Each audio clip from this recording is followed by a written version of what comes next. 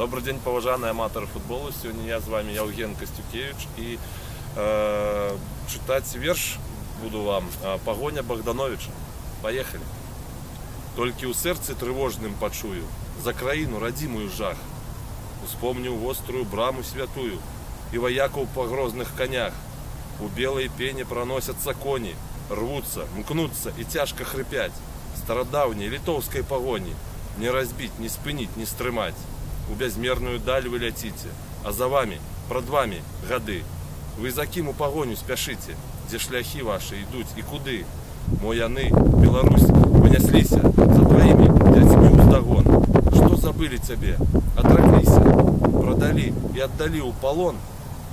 Бейте у сердца их, бейте мячима, не давайте чужанцами быть.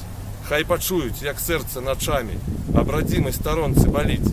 Маці родная, маці країна, не устішиться гэтакі боль.